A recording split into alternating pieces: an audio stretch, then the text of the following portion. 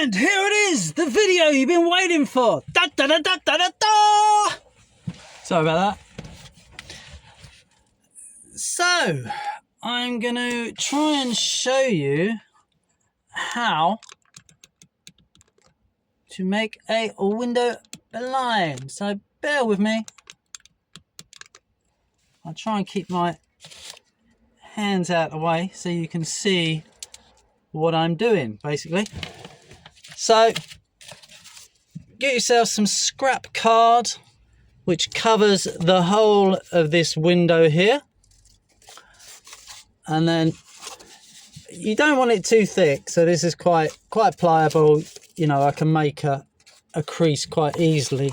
So you push it in tightly so it fits into the flat part of the window, which is where it will be wedged, and then you mark that with your finger.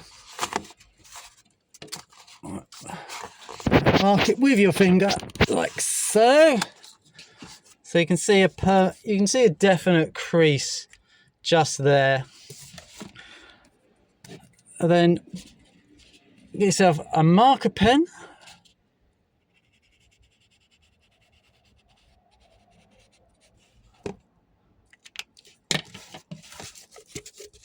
Then obviously you mark that, cut that bit out, and do that all the way around so you've got a piece that fits in this window to the edges, covers it perfectly, all the way down to the door, the bottom of the door down here, way down here. And so it fits reasonably well. If you need to cut some bits out to adjust it, so keep putting it against this window, get it as accurate as possible. Take your time, because you know you want to do it right. You're only going to do it once. If you cut a little bit too much out, just cut a bit of card, put it in the space, redraw the line, and get that. Basically, keep cutting it, and you want to fit it all the way around here, all these little bits, right to the edge, like that, all the way around. And obviously over here, slightly more complicated because you got this bit here, that bit there, and that bit there. And obviously I fitted it when I made this piece, which I will show you now. So this is it. This is the finished piece that goes into that spot. I'll just take that back down. I'll leave you with a picture of the... Maybe I'll show you. It's me. It's me. Yeah, I'll show you me. So basically, once you've got your card cut and you're happy that that fits in there with a push, so then get yourself some ply, either 3.5mm or 5mm. It's up to you. As I said, I've used 9mm on the very back window of my micro camper, just for added security. I've had a vehicle before and someone smashed the window. It had the 5% window film on, the blackout stuff, which held the glass together when it was smashed. And then what was behind it was the 9mm board, but the 5mm board would do the same. So although the window was broken, from the outside it still looked like it was fine, it was intact, because it hadn't broken into 1,000 pieces and then you just got a bit hole where your window used to be. So again, it's another piece of added security. So anyway, with that piece of ply, lay that down flat, and then get your piece of card that you've made for one of the windows and draw around that, and then cut that out. If you've got a window that's basically the opposite sort of version of the one you've got, you can make another template for that, making sure it's got all the same fittings. And then obviously you've got 2 for 1. And in a micro camper, this particular one, Peugeot partner, again the windows are the same here and at the back side.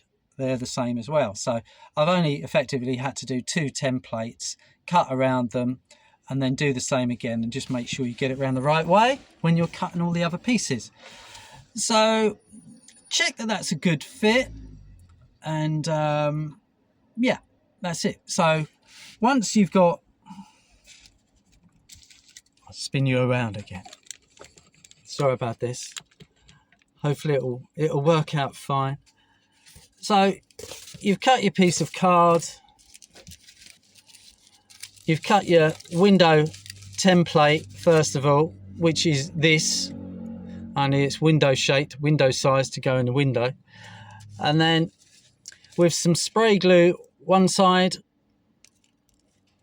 you attach your bubble or double bubble, and then on the other side of that you do the same thing. So these are held together with trim adhesive glue, which has got a heat rating of about 110 degrees C, because once this is all stuck together, obviously you don't want it coming apart. Also, before you do that, seal the edge, the open edge of the ply, with either PVA glue or gloss, or something that's just going to give that a good seal to stop any water ingress into it, because you don't want that soaking up water. And the same again with the bubble wrap. Again, you've got the edges, they're open. You want to use aluminium foil tape. You can get that from any DIY place, and just seal those edges all the way around the whole piece.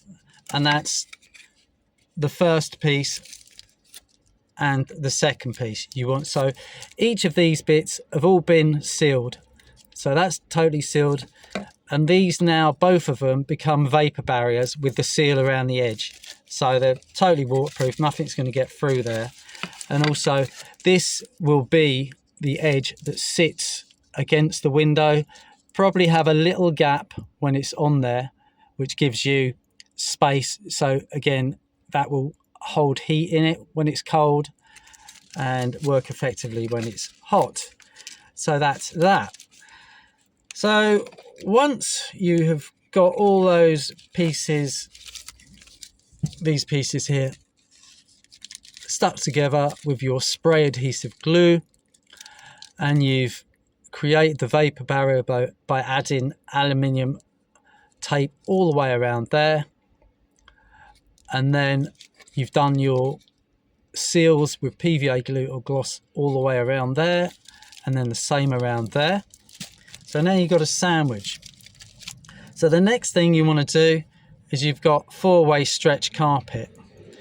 So again, like you did when you were measuring up the ply, which is going to fit the whole window, and then these vapor barriers, which is going to fit exactly the same piece of ply over the top. So it's all the same size. If you want to be extra secure, you could put more aluminium foil to hold all of this together as well. It'll be held together by the PVA glue or the adhesive anyway. So that's, you know, a sandwich there you've got. And then once that's all dried, you're happy with the fit, you can test that fit again just in case you need to cut anything else. But if you've done it correct the first time, you know, you should be golden, no problem. So then what you do, you've got your sandwich board, if you like, with the ply and the 2 vapor barriers. So you then drop that onto a piece of 4x4 stretch, which you can get eBay, car shops, various places. Then get some more of your spray adhesive, put it along there, along there, and along there. Give this about a 10 to 15 mil overlap flap. So when you've got your glue on there and on there, you can bring this across all the way along there, nice and tightly. Cut a little slot there, take the waste out, and then cover that. So that, once it's done, will look something like this. not the neatest, but this is the bit that's against the window itself facing outwards. And because you've got the blackout blind on, not the blackout blind, because you've got the blackout film all the way around the windows on the outside, you can't see any of this anyway. You can't see the bubble, you can't see anything, it's just black. So again, just use this tape as neatly as time will allow and your perfection. You could make that half the thickness and just do it to there, but nah, I went for it. So again, that's on there, it's solid. It's been on there for a good while now. It hasn't come loose. But so that's what you're aiming at. And then here's all the cutouts that I'm sort of saying about, that you would have measured so it fits. It only looks subtle, but that makes all the difference between it fitting well or being loose. Right, so I should put that back down. So I'm trying to think. I've pretty much covered everything there. So let me try and have a think. So hopefully you got what I meant there. So obviously you had your sandwich that I was talking about, the plywood sandwich with 2 sheets of bubble wrap, all glued together, sealed to form the vapor barriers, and then everything stuck together. So you've got the ply, you've got bubble wrap one side, bubble wrap the other, all fitting to the shape of the window that you've carefully cut out. And then you put that onto a large piece of 4-way stretch carpet, leaving an edge around it. So you cut that piece big enough so you've got an edge all the way around of it, and then you can just spray glue onto the inner side of the 4-way carpet and spray onto the correct side, the side that when you're in the vehicle is facing you. Spray on there, and then bring on the bubble wrap I'm talking about, then bring the bubble wrap and the 4-way stretch together, and then fold it over in the way that I said. You'll need a pair of scissors to do that, but just take your time getting it lined up so you've got a decent amount to fold over, and then put your duct tape on top of that, securing the whole lot together as one piece, and then you've got a completed blind. I mentioned an extra piece, hopefully you can see this all right. This is just held on by Velcro and it just pushes shut. So this makes it easier to fit over the latch on my window there, and then that can just go against it, and that fits against the window latch that you open the window with, and then that keeps the light out. So at night when you've got your lights on in the vehicle, you don't get any light bleed through that. And obviously you've got the curtain up as well, so it's nice and dark. Anyway, I'll try and show you me fitting this into place, and hopefully I'll get it right first time. I must say this to you, I do tend to keep my window blinds on a lot of the time, because, as I was saying, I tend to use my camper as a bit of a studio. So yeah, they slides along there on the side, because you've got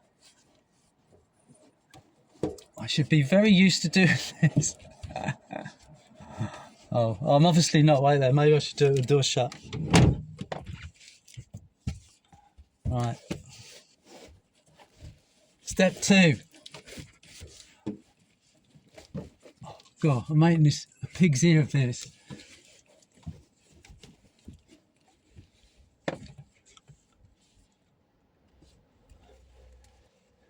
It sounds very obvious. Top tip, make sure you've got the board up the right way when you go to fit this. And it kind of maneuvers, if you know what I mean. So make sure that's shut. then that should go up there. Oh, I've gone wrong, gone wrong, gone wrong. Right, so you pull that out. Right, yeah, go in that way first.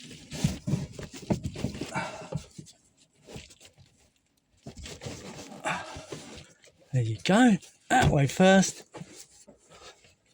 That, like that. And now you see you have no light bead. That is just reflection from the light in the vehicle. So as you can see, that's fully in place, no light bleed. But as I was saying, do make sure you have it the right way up. It's because I've got one each side. I picked up the wrong one and I was trying to put it in upside down. That's because I'm thinking about doing that for the camera rather than thinking about what I'm doing. So hopefully that has made some kind of sense to you. If it hasn't, then please get back to me and I will try and assist you in any way which I can. So if you would be so bold and so happy and help me out by subscribing, that would be fantastic. Enjoy your travels. Thank you very much. Goodbye.